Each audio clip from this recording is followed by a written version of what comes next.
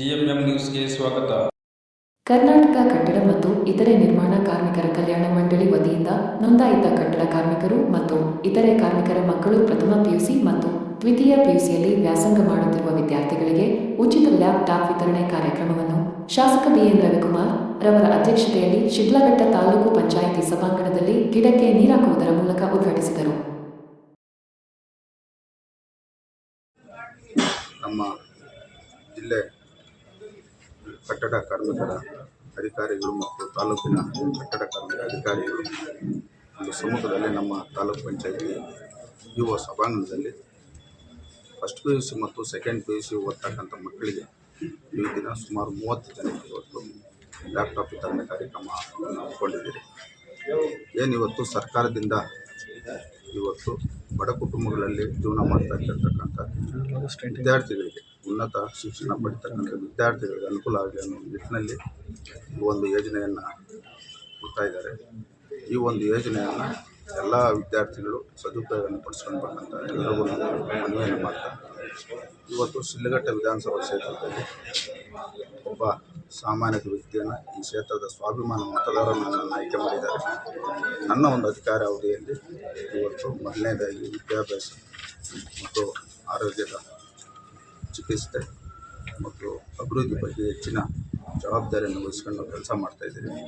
ಶಿಡ್ಲಘಟ್ಟ ವಿಧಾನಸಭಾ ಕ್ಷೇತ್ರದಲ್ಲಿ ಸುಮಾರು 65ರಿಂದ 70 ಕುಟುಂಬಗಳು ಇವತ್ತು ಆರ್ಥಿಕವಾಗಿ ಶೈಕ್ಷಣಿಕವಾಗಿ ಹಿಂದುಳಿದಿರ್ತಕ್ಕಂಥ ಕುಟುಂಬಗಳನ್ನ ಗಮನದಲ್ಲಿ ಮಾಡ್ಕೊಂಡು ಏನಿವತ್ತು ವಿದ್ಯಾಭ್ಯಾಸಕ್ಕೆ ನಮ್ಮ ನಗರಸಭೆ ವ್ಯಾಪ್ತಿಯಲ್ಲಿ ನಗರೋತ್ಥಾನ 4ನೇ ಹಂತದಲ್ಲಿ ಇವತ್ತು ಸುಮಾರು 88 ಲಕ್ಷ ಹಣವನ್ನು ವಿದ್ಯಾಭ್ಯಾಸಕ್ಕಾಗಿ ಅದನ್ನು ಮುಡುಪಾಗಿಟ್ಟು ಈಗಾಗಲೇ ಅದು ಟೆಂಡರ್ ಪ್ರಕ್ರಿಯೆಯಲ್ಲಿದೆ.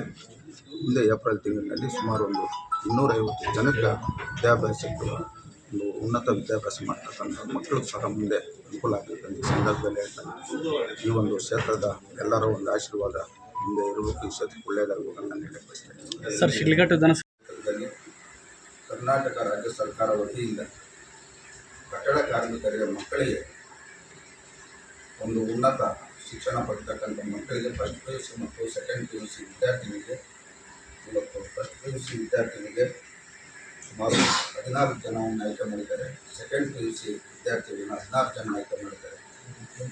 ಒಟ್ಟು 30 ಜನಕ್ಕೆ ಇವತ್ತು ಈ ಒಂದು ಸರ್ಕಾರ ವತಿಯಿಂದ ಇಲಾಖೆ ವತಿಯಿಂದ ಇವತ್ತು ವಿದ್ಯಾಭ್ಯಾಸಕ್ಕೆ ಒಂದು ಲ್ಯಾಪ್ಟಾಪ್ ವಿತರಣೆ ಕಾರ್ಯಕ್ರಮವನ್ನು ಇವತ್ತು ಹಮ್ಮಿಕೊಂಡಿದ್ದೀರಿ. ಈ ಒಂದು ಯೋಜನೆಯನ್ನು ನಾವೆಲ್ಲರೂ ಸದುಪಯೋಗವನ್ನು ಪಡಿಸ್ಕೊಳ್ಬೇಕು.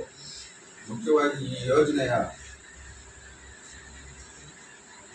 ಬಗ್ಗೆ ಆಯ್ಕೆ ಮಾಡ್ತಕ್ಕಂಥ ವಿಚಾರ ಇವತ್ತು ಇದೊಂದು ಗೊಂದಲ ಆಗಿದೆ ಕ್ಷೇತ್ರದಲ್ಲಿ. ಇವತ್ತು ಈ ಒಂದು ಇಲಾಖೆಯಿಂದ ವಿದ್ಯಾರ್ಥಿಗಳು ಆನ್ಲೈನ್ ಮುಖಾಂತರ ತಾವು ಅರ್ಜಿಯನ್ನು ಹಾಕಬೇಕು.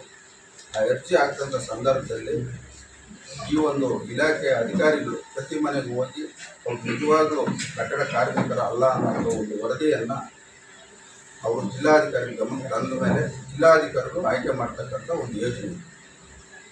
ಆ ಆಯ್ಕೆ ಆದಮೇಲೆ ಆ ಸ್ಥಳೀಯವಾಗಿರ್ತಕ್ಕಂಥ ಶಾಸಕರ ಒಂದು ಅಧ್ಯಕ್ಷತೆಯಲ್ಲಿ ವಿತರಣೆ ಮಾಡ್ತಕ್ಕಂಥ ಕಾರ್ಯಕ್ರಮ. ಈಗ ಪಾಪ ಜನಸಾಮಾನ್ಯರು ಇವತ್ತು ಭಾಳಷ್ಟು ಇದ್ರ ಬಗ್ಗೆ ಗಮನ ಇರದೆ ಇವತ್ತು ಭಾಳ ಜನ ಬೆಳಗ್ಗೆ ಇವತ್ತು ನಮ್ಗೆ ಲ್ಯಾಪ್ಟಾಪ್ ಬೇಕು, ನಮ್ಗೆ ಲ್ಯಾಪ್ಟಾಪ್ ಬೇಕು ಭಾಳಷ್ಟು ಪೋಷಕರು ನಮ್ಮ ಗಮನಕ್ಕೆ ತಂದರು. ದಯಮಾಡಿ ಈ ಒಂದು ಯೋಜನೆಗಳನ್ನ ಮುಂದೆ ವಿದ್ಯಾರ್ಥಿಗಳು ಇವತ್ತು ತಾವೇನು ಓದ್ತಾ ಇದ್ದೀವಿ ಶಿಡ್ಲಘಟ್ಟ ವಿಧಾನಸಭಾ ಕ್ಷೇತ್ರದಲ್ಲಿ ಇರ್ತಕ್ಕಂಥ ಎಲ್ಲ ವಿದ್ಯಾರ್ಥಿಗಳು ಮತ್ತು ವಿದ್ಯಾರ್ಥಿನಿಯರಿಗೆ ಗಮನ ತರ್ತಕ್ಕಂಥ ವಿಚಾರ.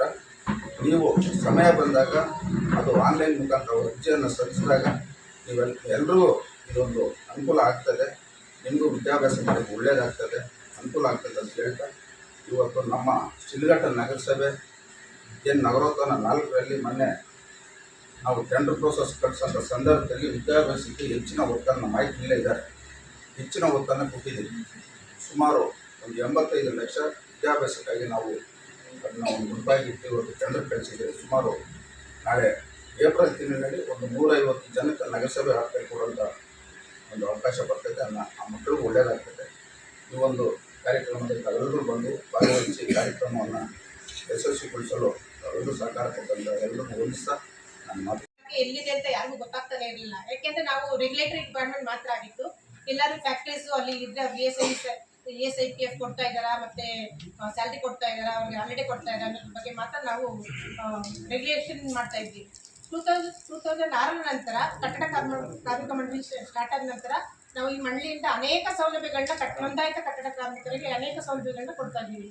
ಅದರಲ್ಲಿ ಈ ಶೈಕ್ಷಣಿಕ ಸಹಾಯಧನ ಒಂದು ಪ್ರಮುಖ ಅಂಶ. ಸೊ ಇದರಲ್ಲಿ ನಾವು 1ನೇ ತರಗತಿಯಿಂದ PhD MBBS ಇಂಜಿನಿಯರಿಂಗ್ವರೆಗೂ ಆಯಾ ಕ್ಲಾಸಿಗೆ ತಕ್ಕಂತೆ ಸ್ಕಾಲರ್ಶಿಪ್ ಕೊಡ್ತಾ ಬಂದಿದ್ದೀವಿ. ಆಮೇಲೆ ಈ ಮಂಡಳಿ ಯೋಚನೆ ಮಾಡಿ ಬರೀ ನಾವು ಕಟ್ಟಡ ಕಾರ್ಮಿಕ ಮಕ್ಕಳಿಗೆ ಬರೀ ಸ್ಕಾಲರ್ಶಿಪ್ ಕೊಟ್ಟರೆ ಸಾಲದು, ಈಗಿನ ಕಾಲಕ್ಕೆ ತಕ್ಕಂತೆ ಈ ತಂತ್ರಜ್ಞಾನಕ್ಕೆ ತಕ್ಕಂತೆ ಅವರಿಗೆ ಲ್ಯಾಪ್ಟಾಪ್ಸು ಟ್ಯಾಬ್ಸು ಈ ಥರ ಎಲ್ಲ ಕೊಡಬೇಕು ಅಂತ ಯೋಚನೆ ಮಾಡಿ ಈ ವರ್ಷದಿಂದ ನಾವು ಲ್ಯಾಪ್ಟಾಪ್ ಕೊಡೋದು ಸ್ಟಾರ್ಟ್ ಮಾಡಿದ್ದೀವಿ. ಸೊ ಇದರಿಂದ ನೀವೆಲ್ಲರೂ ಈಗಿನ ಕಾಲಕ್ಕೆ ತಕ್ಕಂತೆ ಓದಿ ಮುಂದೆ ಬಂದು ನಮ್ಮ ಬೋರ್ಡಿಗೆ ನೀವು ಹೆಸರು ತರಬೇಕು. ಇದೇ ನಮ್ಮ ಶಿಡ್ಲಘಟ್ಟ ತಾಲೂಕಿನ ಪುಣ್ಯಕೋಟೆಯವರು ನಮ್ಮಲ್ಲೇ ಸ್ಕಾಲರ್ಶಿಪ್ ತಗೊಂಡು ಅವರು ಒಂದು ಜಡ್ಜ್ ಆಗಿ ಸೆಲೆಕ್ಟ್ ಆದರು. ಇದು ನಮ್ಮ ಜಿಲ್ಲೆಗೆ ಹೆಮ್ಮೆಯ ವಿಷಯ. ಸೊ ಹಾಗಾಗಿ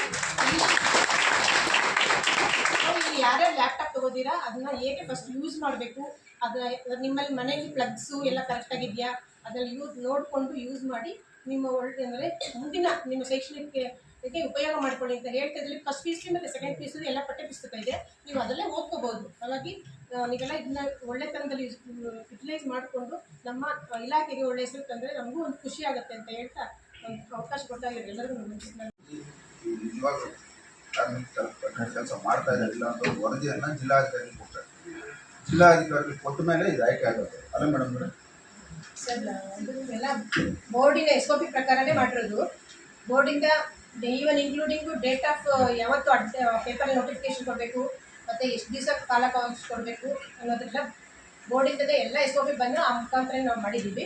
ಸೊ ಅರ್ಜಿಗಳು ಕರೆದು ಆಮೇಲೆ ನಮ್ಮ ಇನ್ಸ್ಪೆಕ್ಟ್ರು ಸ್ಪಾಟಿಗೆ ಹೋಗಿ ವೆರಿಫಿಕೇಷನ್ ಮಾಡ್ತಾರೆ, ಅವ್ರದ್ದು ರಿನ್ಯೂವಲ್ ಇದೆಯಾ ಮತ್ತು ಅವ್ರು ನಿಜವಾದ ಕಟ್ಟಡ ಕಾರ್ಮಿಕರ. ಮತ್ತು ಏಪ್ರಿಲ್ 2023 ಆದ ನಂತರ ಯಾರು ಇಷ್ಟ ಆಗಿದೆ ಆ ಮಕ್ಕಳಿಗಿಲ್ಲ. ಸೊ ಇದು ಬೇಸ್ಡ್ ಆನ್ ಮೆರಿಟ್ ಬೇಸಿಸ್ ಅಷ್ಟೇ. ಯಾರು 10th ಹೈಯೆಸ್ಟ್ ಮಾರ್ಕ್ಸ್ ತೊಗೊಂಡಿದ್ದಾರೆ ಅವರಿಗೆ ಒಂದೊಂದು ತಾಲೂಕಿಗೆ 30 ಬಂದಿದೆ. ಹೈಯೆಸ್ಟ್ ಯಾರಿದ್ರೆ ಜಾಸ್ತಿ ಅರ್ಜಿ ಬಂದಿದ್ರು ಪ್ರಿಯಾರಿಟಿ ಮೇಲೆ ಕೊಟ್ಕೊಂಡು ಬಂದಿದ್ದೀವಿ. ಯಾರು ಟಾಪಲ್ಲಿದ್ದಾರೆ ಅವರಿಗೆ ಅಲರ್ಟ್ ಆಗುತ್ತೆ. ಮತ್ತು ಇದು ಅಧ್ಯಕ್ಷರು ADC ಇರ್ತಾರೆ. ADC ಅದ್ರ ಕಮಿಟಿ ಇದೆ, DDPI DDPU ನಾನು ಮತ್ತು ವುಮೆನ್ ಆ್ಯಂಡ್ ಚೈಲ್ಡ್ ಅವರೆಲ್ಲ ಕಮಿಟಿ ಇದೆ. ಕಮಿಟಿ ಎಲ್ಲ ಡಿಸೈಡ್ ಆದಮೇಲೆ ಸೆಲೆಕ್ಷನ್ ಆಗಿರುತ್ತೆ. ಒಂದೇನಂದರೆ ಶಾಸಕರು ಆಯ್ಕೆ ಮಾಡೋದಂತ ಸಾಮಾನ್ಯ ಇದು ನಮ್ಮ ಬರೋದಿಲ್ಲ, ನಮ್ಮ ವ್ಯಾಪ್ತಿಗೆ ಬರೋದಿಲ್ಲ.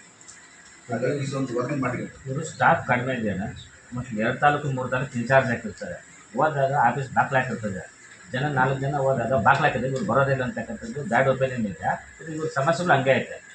ಇಲ್ಲಿ ರಾಜ್ಯ ಸರ್ಕಾರ ಒಟ್ಟು 6 ಲಕ್ಷ ಜನ ನೌಕರರಿದ್ದಾರೆ.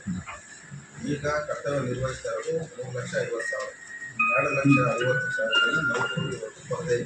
ಬೇರೆ ಡಿಪಾರ್ಟ್ಮೆಂಟ್ಗೆ 4 ಜನಕ್ಕೆ ಇಬ್ಬರನ್ನೇ ಇರ್ತದೆ. ಇವರು ಒಬ್ಬರು 2-3 ತಾಲೂಕು ಆಗ್ತದೆ, ಅಲ್ಲಿ ಸ್ಟಾಫ್ ಬೇರೆ ಸ್ಟಾಫ್ ಇರಲ್ಲ.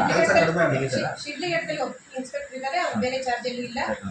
ಡೇಟಾ ಎಂಟ್ರಿ ಆಪರೇಟರ್ ಇದೆ ಬೋರ್ಡಿಂದಲೇ. ಮಾಹಿತಿ ಕೊಡ್ತಾ ಇದ್ರೆ ಸ್ವಲ್ಪ ಗೊಂದಲ ಈಗ ನಗರಸಭೆ ಕಮಿಷನರ್ ಇಲ್ಲೇ ಇದ್ದಾರೆ. ನೆಕ್ಸ್ಟು ನಿಮ್ಮದು ಬರ್ತದಲ್ಲ, ಇದೊಂದು ನೀವು ಅನೌನ್ಸ್ ಮಾಡಬೇಕು. ಯಾಕಂದರೆ ನಾವು 2023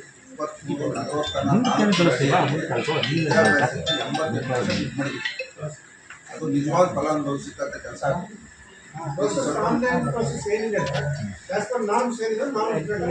ಆಮೇಲೆ ಒಂದು ನೀವು ಪ್ರೆಸ್ ಮೀಟ್ ಮಾಡಿ ನಗರಸಭೆ ವ್ಯಾಪ್ತಿನಲ್ಲಿ ಮಾಡಿದಾಗ ಮಕ್ಕಳ ಗಮನಕ್ಕೆ ಹೋಗ್ತಾರೆ, ಅವ್ರು ಅರ್ಜಿ ಹಾಕ್ತಾರೆ, ಯಾರು ಚೆನ್ನಾಗಿ ಓದ್ತಾರೋ ಅವ್ರನ್ನ ಆಯ್ಕೆ ಮಾಡಿ ಆರ್ಥಿಕ ಹೋಗೋ ಸಹಾಯ ಮಾಡ್ಬೋದು, ಲ್ಯಾಪ್ಟಾಪ್ ಮುಖಾಂತರ ಸಹಾಯ ಮಾಡ್ಬೋದು ಅಂತ ಇವಾಗ ಯೋಜನೆ ಕೊಡ್ತಾರಲ್ಲ.